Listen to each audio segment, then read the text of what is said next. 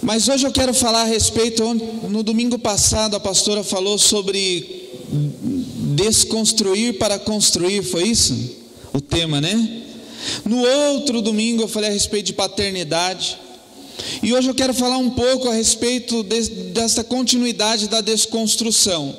Diga para a pessoa que está do teu lado assim: talvez muita coisa que você ouviu ao longo da sua vida não é verdade. Talvez muitas coisas que você ouviu ao longo da sua vida, não que seja mentira, mas não é uma verdade absoluta. Talvez algumas coisas que você ouviu ao longo da sua vida foram coisas que vieram sendo replicadas ao longo da história, e você não parou para buscar a revelação em Deus, se aquilo era verdadeiro ou não. E aí, depois de tudo isso, de nós termos as nossas crenças, nós precisamos desconstruir algumas coisas. No grupo familiar, até na segunda-feira, na casa do Brunão, eu estava falando a respeito um pouco sobre isso, de algumas crenças que são limitantes, algumas crenças que nos limitam, coisas que ouvimos desde que crescemos, e isso traz para nós limitações na realização de algumas outras coisas. Então, algumas crenças que são limitantes, elas precisam cair por terra para que nós possamos fluir na presença de Deus. E o que são essas crenças limitantes? São coisas que talvez você ouviu quando era criança, o seu pai, a sua mãe dizendo assim: quando você crescer, você não vai dar em nada, você é um burro, você é um Zé Ninguém, você não vai chegar a lugar algum, você nasceu para ser um vagabundo, você não consegue fazer nada direito. E aquilo se tornou algo tão forte em você, que toda vez que você vai realizar algo, aquilo te limita, e você não consegue romper. E eu profetizo em nome de Jesus que essas crenças vão cair por terra. E você vai romper esses limites, porque você está se agarrando à palavra de Deus. E a palavra de Deus diz, o apóstolo Paulo, ele fala em Filipenses capítulo 4, no versículo 13: tudo eu posso em quem? No Deus Todo-Poderoso, no Jeová Rafa, o Deus que cura, no Jeová Jireh, o Deus da provisão. Eu posso todas as coisas nele, porque é Ele quem me fortalece. Não é o sistema econômico, não é o meu emprego, não é a minha família, ainda que tudo isso seja importante, mas só Deus pode me fortalecer. Aonde o médico não está, Deus está. Onde o economista não está, Deus está. Aonde a minha esposa não está, Deus está. Onde os meus pais não estão, Deus está. Por isso o apóstolo Paulo, ele diz assim: então, entendendo isso, eu posso declarar e liberar uma palavra, que eu posso todas as coisas naquele que me fortalece. Aleluia. Amém? Então abra sua Bíblia comigo no livro de Romanos, no capítulo 12. Eu vou ler algumas passagens aqui e nós vamos meditar sobre isso. E nesses dias que eu estava nesses cultos, nesses congressos, e ouvindo essas palavras, e não é nada sobre isso que eu vou pregar nessa noite, do que eu ouvi, porque primeiro eu preciso digerir tudo isso. Mas Deus tem me falado nesses dias. Na segunda-feira eu falei sobre isso no grupo familiar, que algumas coisas elas precisam cair por terra para que eu possa avançar no reino. Algumas coisas elas precisam cair por terra para que eu possa fluir naquilo que Deus determinou para a minha vida. Talvez uma crença limitante que precisa cair por terra. Diga para o irmão que está do teu lado assim: dia de culto não é só domingo. Quem te ensinou isso foi o padre, foi a tradição católica. Isso eles te ensinaram, que domingo é dia de ir para a igreja, ir lá assistir uma palavra, você está lá, e isso é uma tradição, não dizendo que está errado, tem gente que trabalha a semana inteira, não consegue, mas essa crença muitas vezes vem sendo carregada. Tem gente que diz: irmão, por que você não vem na quinta? Porque dia de ir para a igreja é domingo. Por que você não vai terça num grupo familiar? Porque dia de ir para a igreja é domingo. Então isso aí vai cair por terra em nome de Jesus. Você vai ter desejo e anseio por estar na casa de Deus. Amém? E o amém foi fraco, né? Tem coisa que não é bom a gente aprender, não é? Uma vez, eu trabalhava na Caixa Econômica Federal eu era estagiário, e eu sempre quis aprender a fazer cheque administrativo. Não faz muito tempo, mas cheque administrativo se preenchia na máquina da datilografia. Mas não faz muito tempo, a máquina da datilografia ainda existe. Mas eu me lembro que eu tinha uma gerente que ela chamava Glória. E eu falava assim: Glória, me ensina, eu gosto muito de aprender as coisas, eu tenho um desejo de cada dia aprender coisas novas. Me ensina a fazer cheques, a preencher cheque administrativo. Ela falava assim: Alexandre, não é sua área. Eu falava: mas eu acho legal, cara, me ensina aí. Ela falou assim: não é bom que você aprenda. Eu falei: não, mas eu quero aprender. Você tem certeza disso? Eu falei: não, lógico. E aquela sede de querer aprender, e eu aprendi a fazer o cheque administrativo. Depois eu era o preenchedor oficial de cheque administrativo. Eu passava o dia e ela falava assim: eu avisei. Porque a função era do caixa. Cada caixa que pegava o pedido de cheque administrativo, ele tinha que ir lá datilografar. Mas agora eu tinha aprendido e alguém aprendeu. Então agora, graças a Deus que alguém aprendeu. Agora ele é que vai fazer por nós. Então tem coisas que não é muito bom aprender, porque depois que nós aprendemos, nós passamos a ser aquela pessoa que faz sempre aquilo, porque as pessoas elas vão se acomodar. Então, que nós possamos entender que algumas coisas que nós acreditamos ao longo da nossa vida, não que elas sejam mentiras, mas não são verdades absolutas. E algumas outras coisas nós precisamos aprender. E ainda que seja duro, talvez você vai aprender que você tem que vir para a igreja todo dia, não é isso que eu vou falar hoje, mas aí você vai falar: por que eu fui ouvir essa palavra hoje, meu Deus? E aí o Espírito Santo vai continuar ministrando ao seu coração na quinta-feira, falando assim: vai para o culto. Você vai falar: não, mas hoje não é dia de culto. Não, mas o pastor falou que não tem dia de ir para o culto. Por que eu estava naquele domingo que eu ouvi essa palavra? Porque daí o Espírito Santo vai ficar martelando: vai. Então diga para o irmão que está do seu lado assim: o Espírito Santo vai ministrar o seu coração hoje. Romanos capítulo 12. Romanos capítulo 8, versículo... Eu falei o quê? 12. É 8, 12. Não! O 8 é daqui a pouco, agora é o 12 mesmo. Aí, irmão, vocês me confundem, está vendo? Romanos capítulo 12, versículo 2. Um texto que você conhece muito bem. Amém? Acharam? Diz assim: e não vos conformeis com este século, mas transformai-vos pela renovação da vossa mente, para que experimenteis qual seja a boa, a agradável e perfeita vontade de Deus. Você pode ler junto comigo em voz alta, ainda que a sua versão seja diferente, não tem problema. Mas se você puder ler em voz alta comigo, vamos ler juntos. E não vos conformeis com este século, mas transformai-vos pela renovação da vossa mente, para que experimenteis qual seja a boa, agradável e perfeita vontade de Deus. Aleluia! Então coloque a mão sobre a tua cabeça, vamos orar. Pai, em nome de Jesus, nesta noite nós estamos aqui para ouvir do Senhor. Senhor, nós queremos aprender do Senhor, ó Pai, nós queremos receber do Senhor nesta noite a revelação da Tua Palavra. Senhor, nós queremos, ó Pai, ser transformados pela renovação da nossa mente, para que então possamos experimentar qual seja a boa, a agradável e a perfeita vontade do Senhor. Pai, que o nosso coração se alinhe com o Teu propósito e que a nossa mente seja renovada pela Tua Palavra, em nome de Jesus. Amém. Glória a Deus. Então, quando nós falamos a respeito do ter a mente renovada, o renovar fala que a respeito de dar uma oxigenação, de trazer algo novo.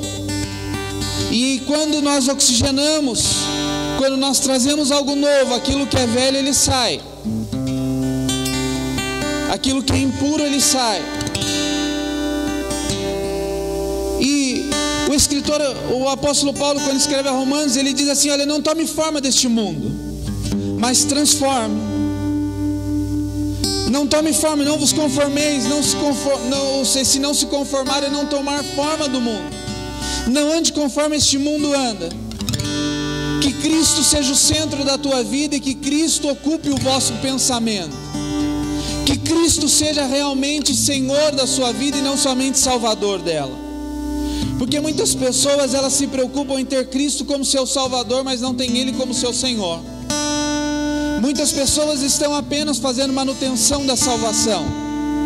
Acham que estando num culto de domingo somente, mas levando uma vida desregrada, uma vida fora do propósito da palavra de Deus, fora do propósito de Deus, tendo Cristo apenas como seu Salvador, serão salvos.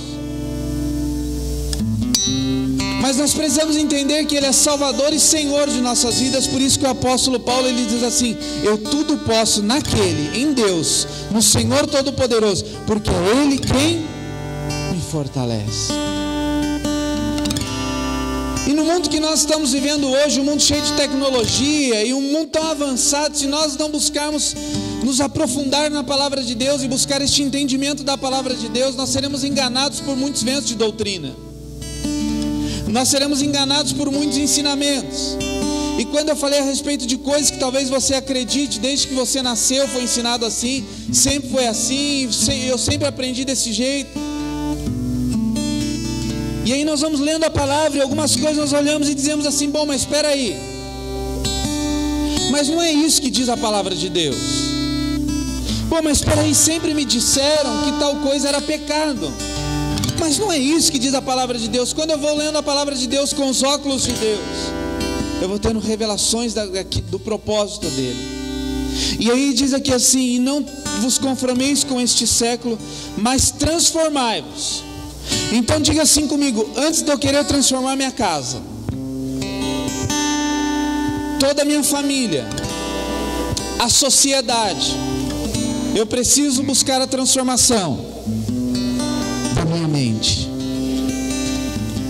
Não adianta eu chegar para você e dizer assim: olha, você precisa mudar esse seu jeito, se eu não mudar o meu jeito. Eu não tenho como dizer para minha filha: não grite se eu grito, não brigue se eu brigo, porque toda ação ela tem uma reação. Normalmente quando um grita, o outro faz o quê? Grita também. Então, antes de eu entender que eu preciso transformar o mundo, eu preciso buscar a transformação da minha mente. E o transformar da minha mente é desconstruir algumas coisas que talvez eu tenha acreditado e tenho tido como verdade ao longo da minha vida. E aí ele diz aqui assim: mas transformai-vos pela renovação da vossa mente. Diga assim para a pessoa que está do outro lado: renove essa mente, meu irmão. Diga para umas 4 pessoas aí à tua volta: diga, irmão, renova essa mente.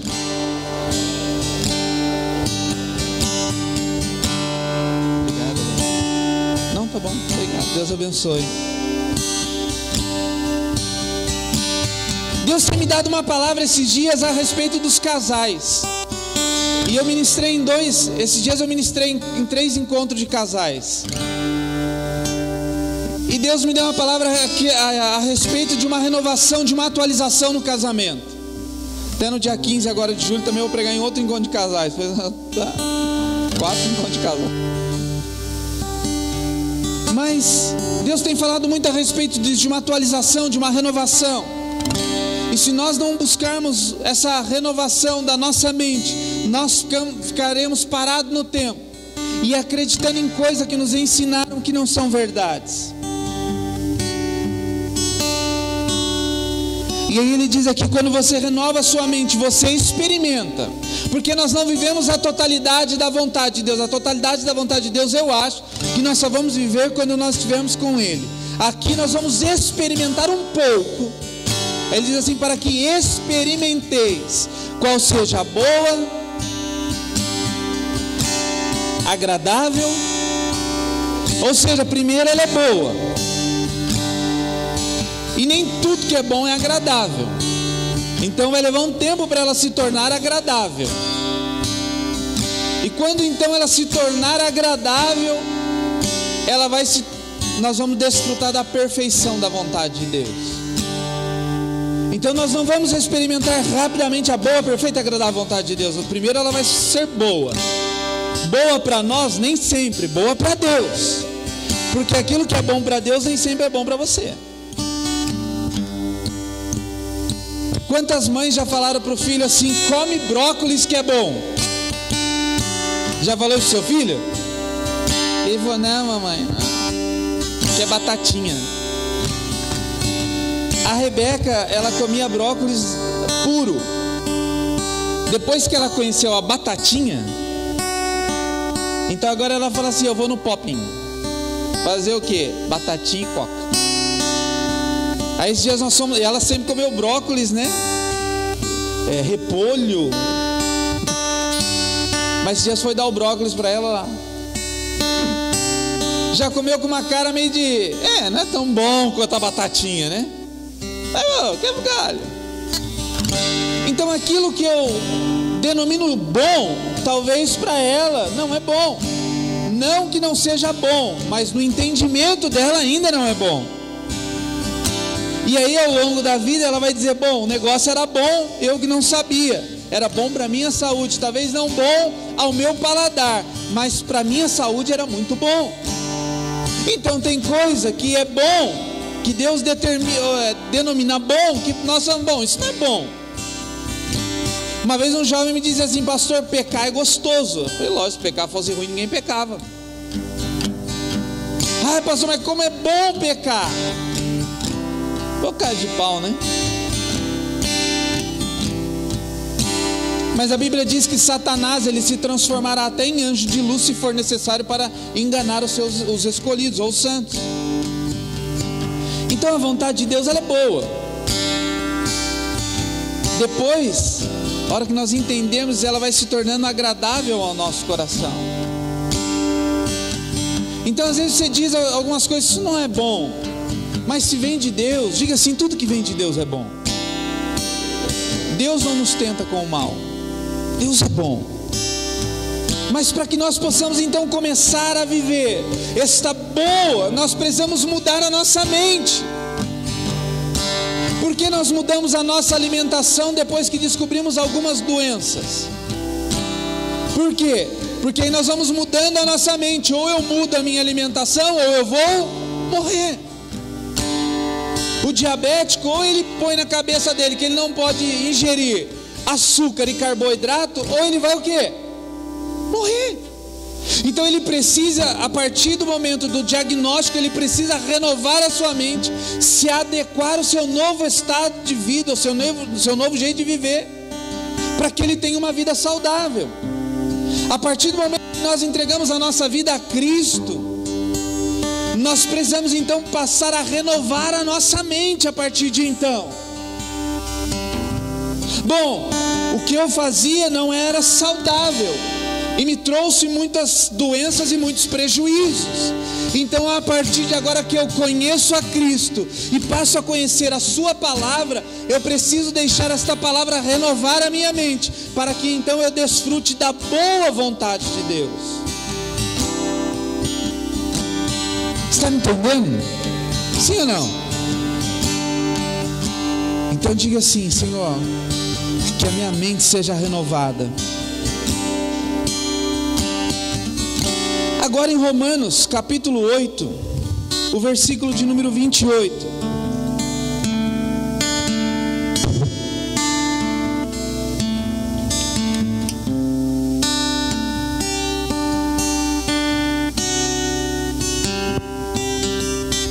Quem achou aí, diga amém. Diz assim: sabemos que todas as coisas cooperam para o bem daqueles que amam a Deus. Pergunte para a pessoa que está do lado: você ama a Deus, irmão? Quem ama a Deus aí, diga amém.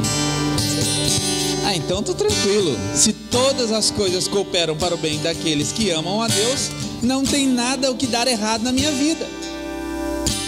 E aí ele diz aqui assim: mas aí não para. Tem gente que põe ponto final aí e esquece do resto. Algumas coisas ruins começam a acontecer, a pessoa começa: mas todas as coisas cooperam para o bem daqueles que amam a Deus. Todas as coisas cooperam para o bem daqueles que amam a Deus. Todas as coisas cooperam para o bem daqueles que amam a Deus. Ponto, ponto, ponto, ponto. Mas aí acaba aí o texto, o versículo. daqueles que são chamados segundo o quê? O seu propósito? O seu? Segundo o propósito de quem? Então todas as coisas cooperam não para o meu bem-estar, todas as coisas cooperam para o bem do propósito que Deus estabeleceu para a nossa vida. Você pode dizer amém? Ou seja, Deus tem um propósito e um plano para a sua vida, para a minha vida. Então dentro deste plano e dentro deste propósito, todas as coisas vão cooperar em favor deste propósito. Todas as coisas vão cooperar em favor do cumprimento deste propósito. E quando nós entendemos que nós precisamos renovar a nossa mente pela palavra de Deus e começamos a buscar o entendimento desta palavra, nós vamos entender que o maior propósito é estabelecido no céu, não na terra. Deus nos chamou segundo o seu propósito. Deus não nos chamou segundo o nosso propósito. Deus nos chamou e determinou algumas coisas na nossa vida segundo o propósito eterno. Então todas as coisas cooperam para o bem daqueles que amam a Deus. Glória a Deus. Aí tem gente que fica declarando assim: todas as coisas cooperam para o meu bem. Oh Deus, carro novo, Deus, eu preciso do carro do ano, Deus, sabe, frio chegando, eu preciso de um carro com ar quente, climatizado, porque todas as coisas cooperam para o meu bem. E nós vamos adequando a palavra às nossas necessidades. Oh Deus, mas a tua palavra, olha irmão, presta atenção aqui. Quantas coisas nós vamos aprendendo que não está na Bíblia, né? Deus, todas as coisas cooperam para o bem daqueles que te amam. Então eu preciso de um carro climatizado, uma heresia. Aí eu vou para a segunda heresia, porque a tua palavra diz: eu estou no culto hoje, buscar primeiramente o reino de Deus e a sua justiça, e as demais coisas me serão acrescentadas. Deus, as demais coisas é um carro climatizado. A Bíblia tudo indica, Senhor, para o meu propósito. Então vamos lá, vamos desmistificar e vamos derrubar tudo isso por terra hoje, irmão, em nome de Jesus. Todas as coisas, todas as coisas cooperam para o bem daqueles que amam. Diga assim: bem do propósito, não bem-estar, que são chamados segundo o seu propósito. Então todas as coisas cooperam para o bem do propósito que Deus estabeleceu para a nossa vida. Porque quando ele diz buscar o reino de Deus e a sua justiça, sabe o que Jesus ele fala? Irmão, para você estar contente, come, bebe, tem o que vestir, para ficar felizinho. Mas eu acreditei, sempre pregaram que buscar primeiramente o reino de Deus e as demais coisas me serão acrescentadas. Que se eu vier à igreja, irmão, não precisa levantar a mão, e nem quero que você levante a mão e nem se sinta menosprezado por isso. Mas quantas pessoas você conhece que estão dentro da igreja que não tem casa própria? Deus deixou de ser Deus por causa disso? Quantas pessoas estão dentro da igreja e não tem um carro? Deus deixou de ser Deus por causa disso? Quantas pessoas estão dentro da igreja e não tem roupas de grife ou não tem... Deus deixou de ser Deus por causa disso? Agora pergunte para a pessoa que está ao teu lado: você comeu hoje? Comi. Olha, eu comi o estrogonofe de ontem ainda hoje. Você vê que eu desfrutei da bênção, né? Quem fica por último leva um pouco de estrogonofe que sobra do cu das mulheres. Mas comi. Aí tem o pessimista assim: comi o resto lá.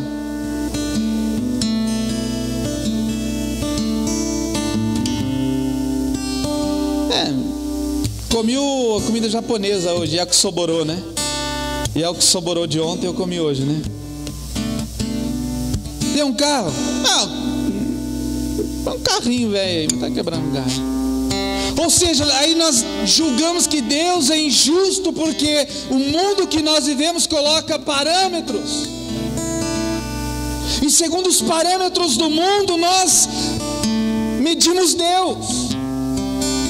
Deus, o Senhor é injusto porque eu não tenho o carro que eu gostaria de ter. Mas quem disse que Deus falou que você teria o carro que você gostaria de ter? Ah, Deus, mas a sociedade que eu vivo, no meio das pessoas que eu vivo, eles dizem que uma pessoa bem-sucedida é uma pessoa, e eles não estão errados. Uma pessoa bem-sucedida, ela tem todas as coisas boas,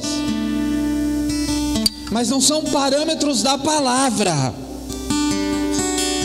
E eu sou guiado e direcionado, lâmpada para os meus pés e luz para o meu caminho. É o quê? É o que, irmão? É a coluna social? É a vida do vizinho? É a vida do meu patrão? É a vida diária? Não, lâmpada para os meus pés e luz para o meu caminho é a palavra de Deus. Mas quando a luz não chega, eu fico confundido. Quantas pessoas já se sentiram perdidos no escuro? Já acabou a luz na sua casa? Hoje, graças a Deus, é o celular com lanterna, né? Mas há pouco tempo atrás, quando acabava a luz em casa, o que você fazia no primeiro momento? Porque eu não sei explicar isso, mas quando a luz apaga rápido, fica daquela cegueira momentânea, né? Aí depois você vai voltando a enxergar um pouquinho, né, no escuro melhor. Mas quando apaga a luz, como que você sai para procurar uma vela? A vela em casa só tinha para cantar parabéns para quando ia acabar a força, né? Só serve para isso vela. Mas quando acabava a força, você ia como assim, ó, né? Tropeçava no negócio e até você achava, que você achava. Sem a luz, eu estava perdido.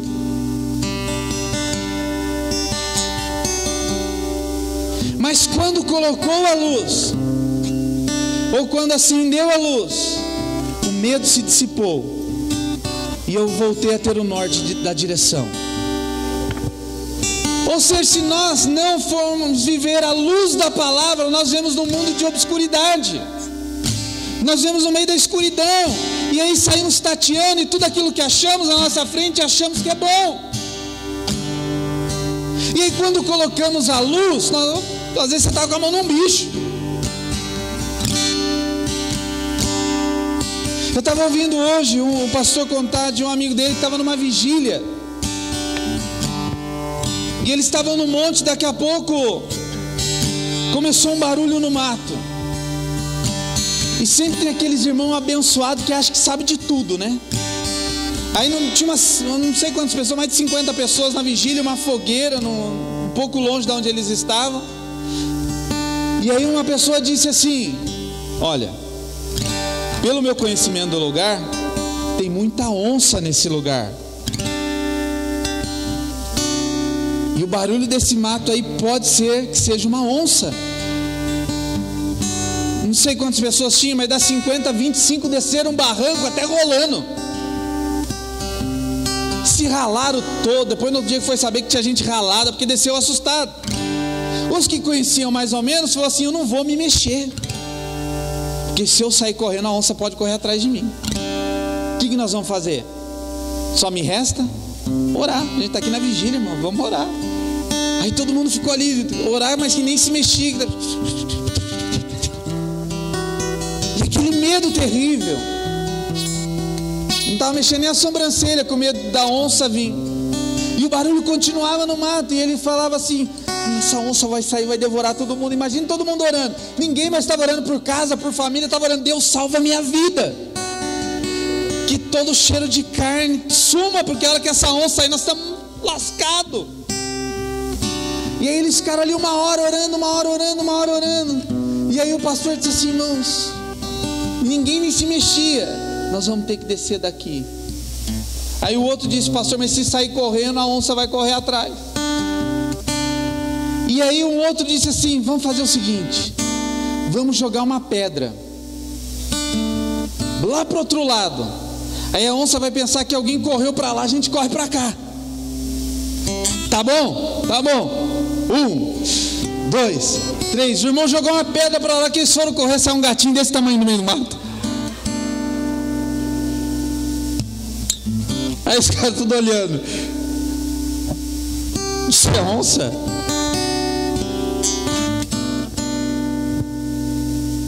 Quando não há luz, os gatinhos se transformam em onças. Quando não há luz, coisas que são pequenas, elas se tornam gigantescas. Por isso que lâmpada para os meus pés e luz para o meu caminho é o quê? É o que, irmão? A palavra. A palavra de Deus. A palavra de Deus mostra para nós que tem algumas onças que estão nos rondando, que na verdade são gatinhos. Quando nós olhamos para a palavra de Deus, eu falo assim: Deus, eu estava com tanto medo, mas olha o que diz a tua palavra, que todas as coisas cooperam para o bem daqueles que te amam e que são chamados segundo o seu propósito. Mas aí diz lá em João capítulo 15: não fostes vós que escolhestes a mim, mas fui eu que vos escolhi. Então eu que fui, Deus me chamou para cumprir um propósito. Agora abra sua Bíblia comigo lá no livro de João, no capítulo 6.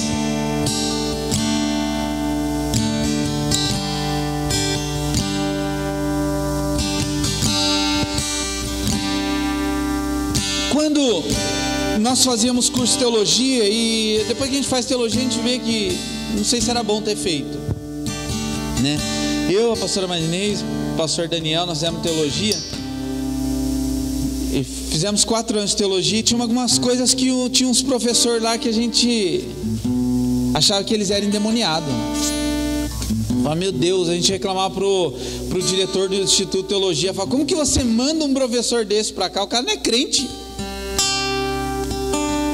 E ele sempre falava assim: eu vim aqui para desconstruir algo na mente de vocês. Aí eu me lembro de um último professor que a gente teve, nós estávamos praticamente quase se formando, e o último professor, um cara fantástico, muito conhecedor da Bíblia, né, de cultura e tudo isso, e ele falou tanta coisa que nos chocou, que na hora de ir embora ele foi colocar o WhatsApp dele, o número do WhatsApp na lousa. Falei, irmãos, eu vou deixar aqui o número do meu WhatsApp, se alguém um dia tiver uma dúvida, quiser ter contato comigo. Teve um irmão que falou assim: não, pelo amor de Deus, a gente não quer te ver nunca mais. Aí depois o irmão falou: não quero ver esse cara nunca mais. Ele falou tanta heresia. Mas não é que ele falou heresia, ele não falou nenhuma heresia, é que ele foi de encontro com aquilo que nós tínhamos construído ao longo de um tempo. E quando ele veio com a palavra, que a palavra de Deus é como um martelo que esmiuça a penha. A palavra de Deus, ela vem para quebrar aquilo que talvez foi construído ao longo de um tempo. Nós ficamos chocados. E esse discurso muitas vezes não nos agrada. Por quê? Porque essas crenças que viemos carregando ao longo da nossa vida é o que tem nos norteado. E aí nós vemos que nós estávamos caminhando para o lugar errado. Eu já falei isso aqui, mas quantas pessoas dizem: ah, depois que eu aceitei Jesus, minha vida virou de ponta cabeça? Já viu alguém dizendo isso? Não, na verdade, você estava andando de ponta cabeça. Ah, pastor, nem tanto. Os valores do mundo que vivemos, eles são completamente contrários aos valores de Deus. Esses dias eu vi uma frase que eu achei fantástico a respeito do aborto. Diz assim: o aborto não te desengravida. O aborto apenas te faz mãe de uma criança morta. Forte, né? Dá até para pregar um dia sobre isso, sobre aborto espiritual. Mas a sua vida então estava andando assim. Aí quando você entregou a vida para Jesus, Jesus falou: é isso mesmo que você quer? Ir para o céu? É isso mesmo, Jesus. Então aí Jesus fala assim: então tá bom. Então agora, 1, 2, 3. E eles falando: nossa, mas virou tudo de ponta cabeça. Não, você estava de ponta cabeça. Agora eu te coloquei no prumo. Então talvez algumas coisas que você denominava importante para Deus, e o apóstolo Paulo ele diz isso, para Deus é lixo, para Deus não serve. Coisas que a sociedade valorizam, para Deus, irmão, não é nada. E esse discurso ele era muito duro, porque Jesus confrontava um pensamento religioso, Jesus confrontava mentes cauterizadas, Jesus confrontava mentes que tinham crenças terríveis. Mas diga assim comigo: eu quero ser livre. Mais forte, diga: eu quero ser livre. Eu me lembro uma vez de uma pessoa que, eu vi um vídeo da pessoa que abriu uma gaiola para um passarinho. O passarinho saiu da gaiola, voou, parou em cima da gaiola. Aí ficou lá, olhou para um lado, olhou para o outro. Aí voou para dentro da gaiola de novo. E o cara pegava o passarinho, punha fora da gaiola, o passarinho olhava para um lado, olhava para o outro e voltava para dentro da gaiola. E aí o cara fechou a portinha da gaiola, falou: agora você não volta para a gaiola. Aí o passarinho foi, bateu na portinha da gaiola, voltou, ficou em cima da gaiola e não voou para longe. Ele tinha um mundo para voar, mas ele foi ensinado que talvez tenha nascido dentro do cativeiro. Então ele foi ensinado que a vida se resume àquela gaiola. E quando foi dada a oportunidade dele de voar, ele disse: como que eu vou viver fora da gaiola? Não há vida fora da gaiola. Uma vez eu vi uma ilustração de 2 bebezinhos gêmeos conversando no ventre da mãe. Será que há vida lá fora? Assim como nós pensamos, será que há vida após a morte? Os bebezinhos estavam batendo papo entre eles. Será que há vida lá fora? A gente ouve tanto zum, zum, zum, zum, zum, zum, zum. Será que está acontecendo? Será que tem vida lá fora? A vida é isso que se resume. Então muitas pessoas, elas nasceram e foram criadas dentro de uma gaiola. E quando a Bíblia diz assim: olha, Jesus te liberta, a pessoa quer voltar para a gaiola. Não, mas eu sempre aprendi assim, eu sempre fui ensinado. Não, mas agora você pode voar. Ah, não, mas eu quero ficar aqui mesmo, porque eu sempre aprendi assim. E aí o apóstolo Paulo, ele fala assim: olha, não vos conformeis com este mundo, antes transformados pela renovação da vossa mente. E isso é em tudo. Você pode ser muito melhor daquilo que você já é para Deus. Não na questão da sua essência. Na sua essência você é filho, mas na questão do fazer, você pode fazer muito mais para Deus. João capítulo 6, versículo 60. Quem está entendendo, diga amém. Quem não está entendendo, diga misericórdia, Jesus. Eu vou entender, até o final eu entendo. João capítulo 6, assim, o versículo 60. Muitos de seus discípulos, tendo ouvido estas palavras, disseram: dura este discurso, quem pode ouvir? Mas Jesus, sabendo por si mesmo que eles murmuravam a respeito das suas palavras, interpelou-os: isto vos escandaliza? Olha, presta atenção aqui numa coisa. Os discípulos caminhavam com Jesus, ficavam reclamando da pregação de Jesus. Esse cara é muito duro. Na vida não é tão duro assim também, não. Não. Tem gente que reclama às vezes que a gente prega, né? Ah, o pastor, talvez vai sair daqui falando: olha, tá bom, é muito bonito isso que o pastor falou, mas não se aplica à minha vida. Diziam isso para Jesus. Aí Jesus fala assim: peraí, meu discurso está escandalizando? Versículo 62. Que será, pois, se vis o Filho do Homem subir para o lugar onde primeiro estava? O Espírito é o que vivifica, a carne para nada aproveita. As palavras que vos tenho dito são de Espírito e são vida. Diga assim: as palavras são do Espírito e são vida. Contudo, há descrentes entre vós. Irmão, contudo, há descrente aqui nessa noite. Tem pessoas que talvez estão pensando assim: tá bom, acaba esse culto logo que eu preciso ir embora. Tá bom, tá muito blá blá blá, muito blá blá blá, blá blá blá, mas dinheiro na minha conta não cai. O pastor está falando, mas eu quero ver trazer meus filhos para a igreja. Quero trazer meu marido para a igreja. Tá bom, pastor. Todo esse discurso aí, Jesus estava assim. Irmão, sabe por que às vezes eu me tranquilizo com tudo isso? Porque aconteceu com Jesus. E aí ele diz assim: bom, as minhas palavras estão escandalizando, as minhas palavras são palavras de vida. Quem aqui tem mais de 20 anos? Talvez você fale assim: quando minha mãe falava, eu falava: tá bom, blá blá blá, blá blá blá, eu sei o que eu estou fazendo. E aí depois de um tempo você fala aqui assim: minha mãe está certa. né? Quando você vê o vizinho passando com um carro gigantesco, você lá sem, você fala assim, minha mãe que falou, estuda meu filho. E eu falava, não mãe, que isso, tem internet, tem bola, tem tanta coisa, estudar, a vida não é só estudar. Aí depois de um tempo você olha para ela e fala, minha mãe tinha razão. Então meu irmão, deixa eu dizer uma coisa para você. Quando você chegar no inferno, você vai dizer assim, as palavras do pastor que era verdadeira. Bem que ele falou, e eu ficava lá assistindo Fantástico. Mas você não vai chegar em nome de Jesus. Amém? Diga para o irmão, lá não é o teu lugar. Teu lugar é em Deus. Por isso que Jesus falou, olha, o meu discurso ele é duro, mas são palavras do Espírito, são palavras de vida. E aí ele diz assim, contudo, há descrente entre vós, pois Jesus sabia desde o princípio quais eram os que não criam e quem havia de o trair. E prosseguiu, por causa disto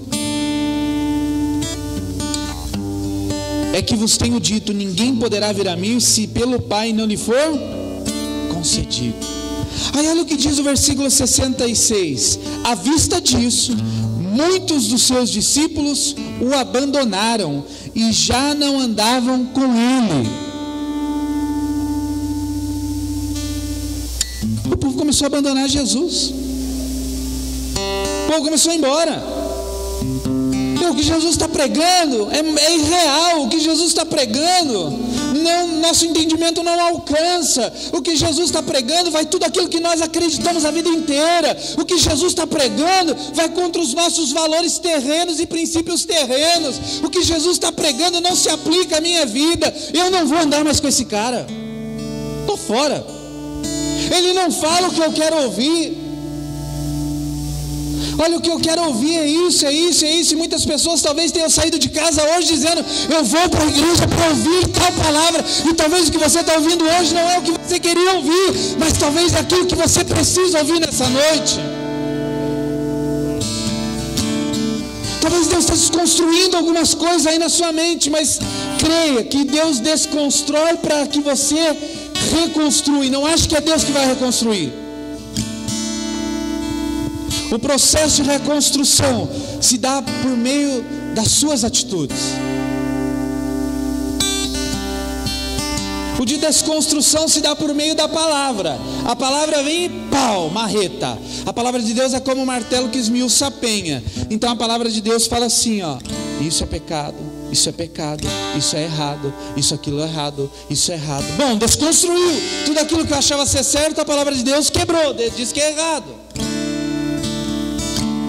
Mas agora, com a ajuda de Deus e com a ajuda da palavra, nós vamos começar a edificar uma nova casa.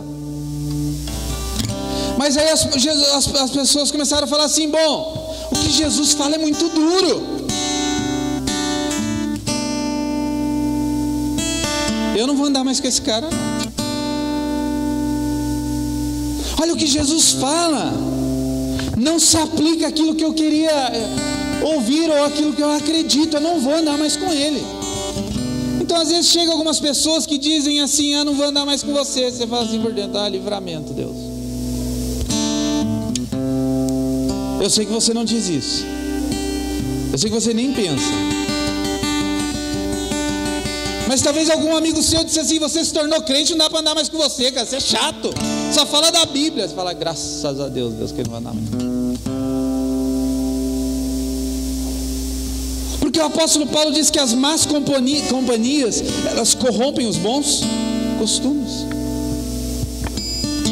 E aí olha que interessante, no versículo 67, então perguntou Jesus aos 12, porventura quereis também vós retirar-vos? Fala para o irmão que está do seu lado assim, irmão, quer sair do meu lado? Sai. Tchau.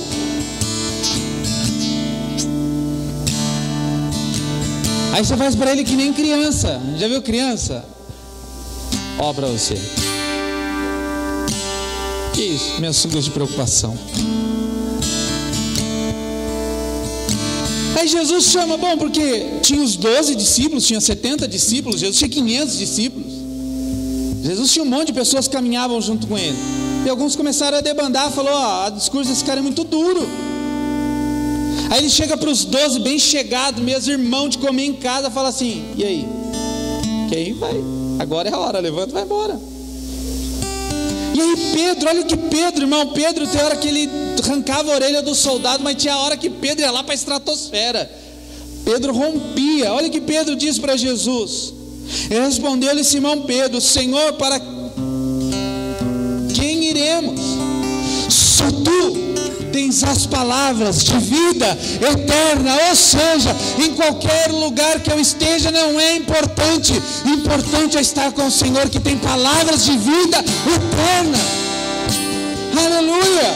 Pedro disse assim: para onde eu vou? Se só tu tens as palavras de vida eterna, se só tu tens palavra que alimenta o meu espírito, se só tu tem palavras que me confrontam, para onde eu vou, Deus? Não tem para onde ir.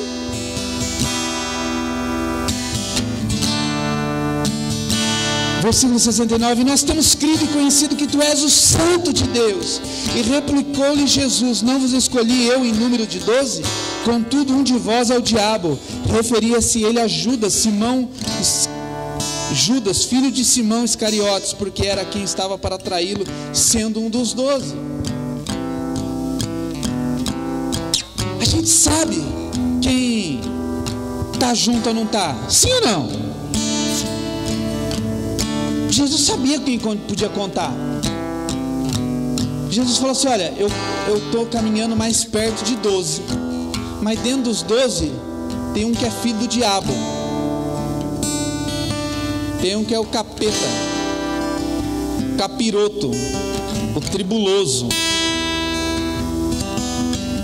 Aí diga para a pessoa que está do teu lado: tem hora que você tem que andar com os tribulosos, não tem como.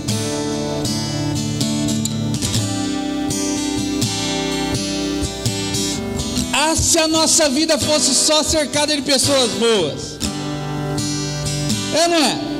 Mas tem aqueles, irmão, que parece que foi enviado do capeta mesmo para andar do nosso lado, não é?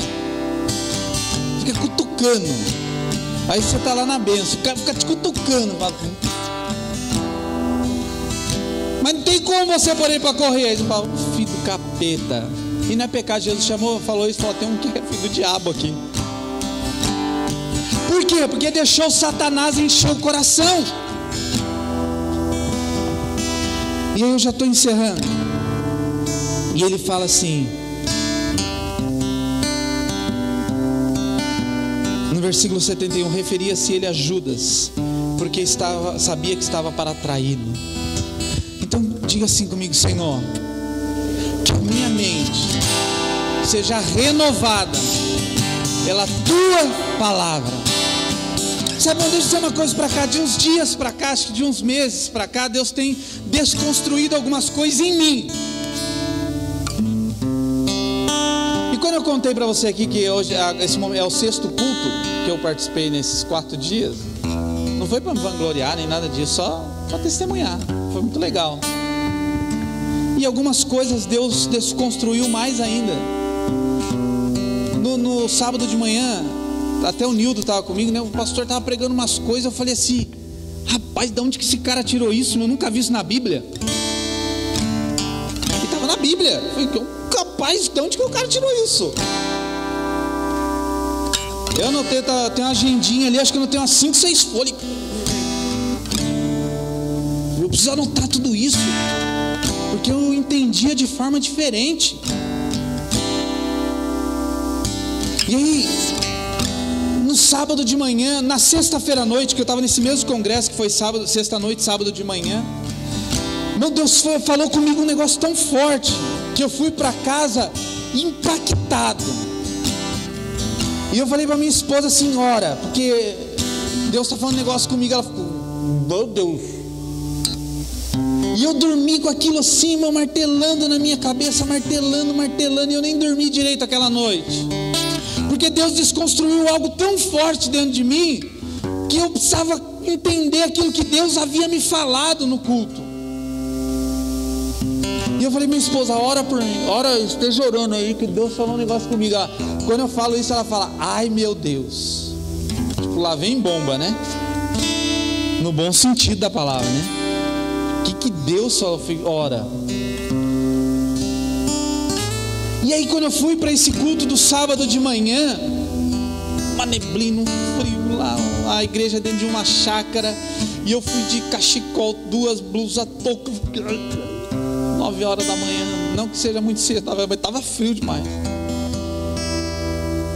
E aí Deus continuou falando ao meu coração. E aí Deus, naquele culto, foi clareando algumas coisas que eu estava confuso na sexta-feira à noite. Sabe o que eu aprendo com isso?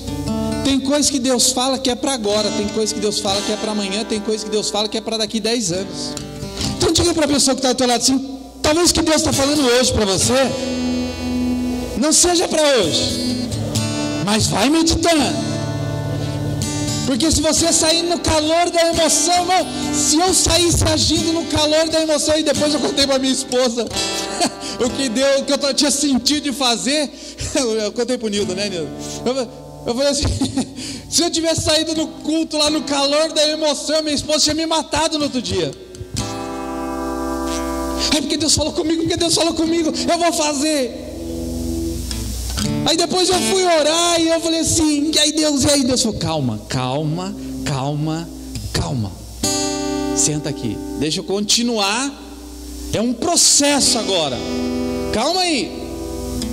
E aí no final daquele culto, que é o que você vai ver na ceia só, no final daquele culto Deus me trouxe um pá, que eu quase agarrei o Nildo, não foi, Nildo? Deus fala,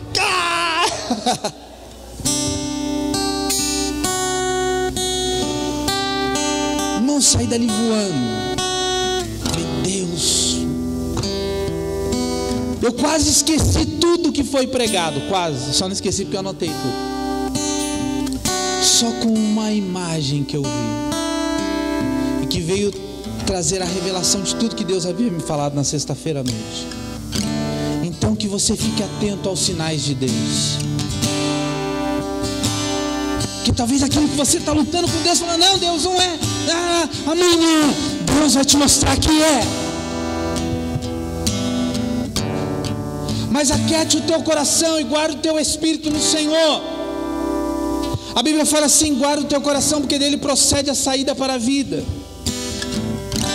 Então eu quero encerrar dizendo isso, que o reino de Deus, ele começa com um processo de desconstrução. Mas sabe o que eu aprendo com isso? Para encerrar, que às vezes Deus não vai te dar tudo que você quer de uma vez só.